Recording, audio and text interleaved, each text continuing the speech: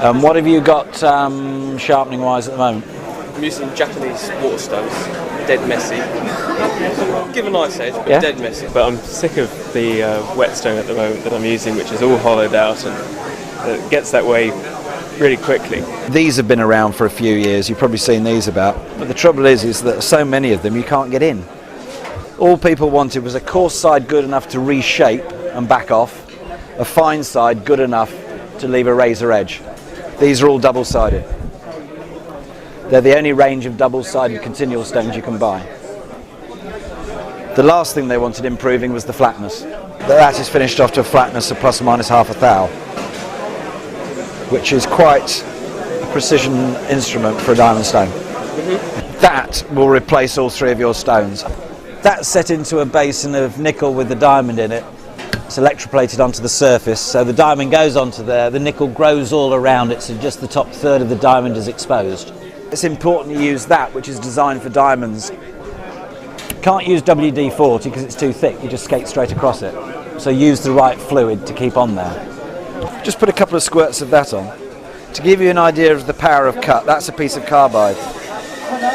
So with no pressure, that's how quickly it cuts carbide.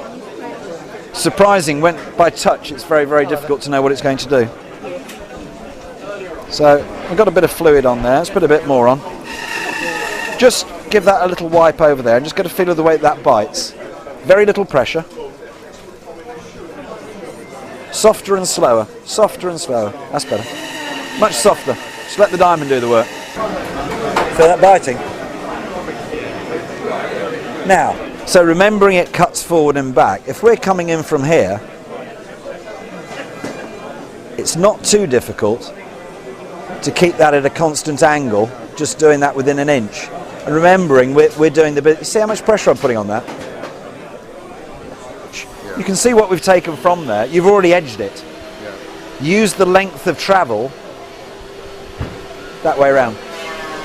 Now it's just a useful method to try, because let's face it, using a honing guide is a little bit laborious, setting it all up and getting there, and to be able to just quickly do that by hand, I've got a lot of people who now actually use that method quite successfully, and hopefully we might have a bit of an edge on there. But if you want to go on then to something like a 12,000 grit Japanese stone, do. What I say to people from the coarse and the fine cut here is that you can do 98% of the work on sharpening something in seconds. Then if you want to go on to leather strops, blah, blah, blah, blah, you can do, fine. If you ever got into sort of doing any spindle jobs or anything like, to me, to sharpen those, you've got to have precision flatness. That's why those just lends itself to that. Superb for that. It's a nice smooth feel, isn't it?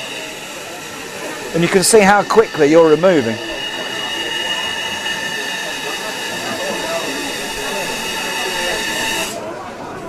I would suggest that is probably the equivalent to round about, it's always difficult trying to convert diamond grit size into traditional, but I'd put it round about 7,000.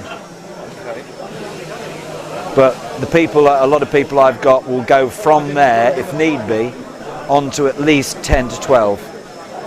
Very little pressure. Yeah, you can feel it right the way through. I know old habits die hard. If you want to just go forward and back, you can do.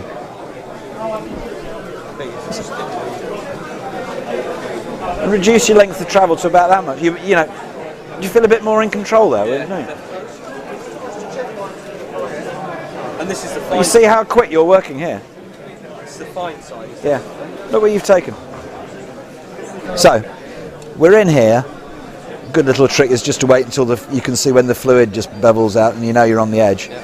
And I'm just going to take that for an inch forward and back. It cuts forward and back. Do you notice how much pressure I'm putting on that? I'm just gliding that across. That's what I've already taken from the tool. Use the 7 inches there to back that off in the ordinary way. This is fine and coarse. Carbide high-speed steel. Secondly, I'm a great believer in get the one which is the easiest to use and will do the job the most efficiently. And I find that when I'm working with sharpening a router, I just rest it on a work surface like so and work it this way around. So this is actually designed for diamond abrasives. Just one squirt on there is plenty. So we're coming in from here, and as I say, just count up to about 4 strokes. So you do it on one side, turn it over and do it on the other side. That's carbide. I would sharpen a cutter from new and give it 2 or 3 rubs to get it very sharp, and then keep it like that. Don't wait until it's got blunt, because that's when you're going to get the problems. So routers are fairly straightforward. Similarly, you can use this sort of thing for circular saw blades. We just nice and easily, one side and the other side. And if we do this nice and slowly, on a fairly shallow angle, you're totally in control of what you're doing. So there's no need to whip it through or be fast. And just let the diamond do the work. And even on one stroke either side, we really want to be going for an edge which is that keen. Now that is not just cutting the paper, that is just literally gliding through it. We have a bevel edge and a flat edge. What you want to do with your garden shears is put that on a work surface, level off that bevel edge so you're looking down flat on it, a couple of squirts, come down flat on that bevel edge, and in a circular motion you simply just take this down the length of the blade. You don't need to apply a lot of pressure. So the trick to these is that you just, and it's only slightly, you slightly open these up and do that. So that's how they are normally. It's just slightly over and do that. And then all you do is close them. Because then we've revealed the bevel edge and the flat edge. It's just so much easier to do it. So they're virtually exactly the same as what we just did. We're working down that bevel edge, just nice and lightly. And with the dagging shears, I'll probably be working on the fine side. You will have a very, very keen edge on these, and again, just wipe off the burr. And you can tell by the way that comes up in the air that is a very, very clean cut.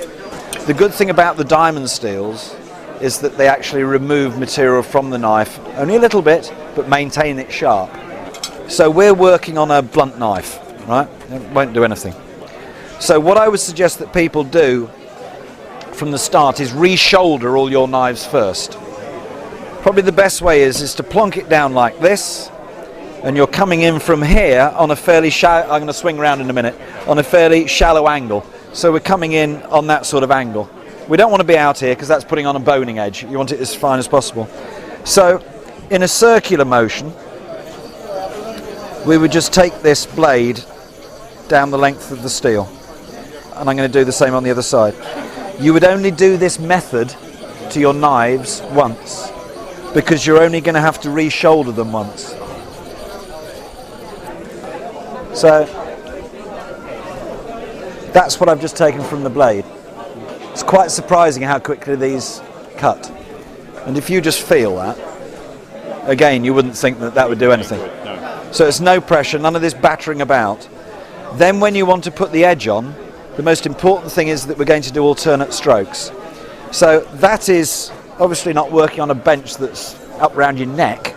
That's not a bad way to learn how to do it, because the blade is always well away from you. Okay? And after a short period of time, you'll just literally be able to edge it up this way around. If you want to do it that way around, you can do. You could possibly do it that way around, but watch your fingers. And I'm out of tomatoes, but going from a blunt knife, we've achieved that. Now, once you've got it like that, to maintain it, all you're doing is... That's enough. If after a while that begins to look mucky, and you attract swarf around the top of that diamond, you're going to take away a little bit of the abrasion. That's why it comes with the cleaning block. It's like a drawing office rubber. And the good thing about Continua is it cleans down really easily. It cleans it out that easily. So maintenance-wise, it's superb.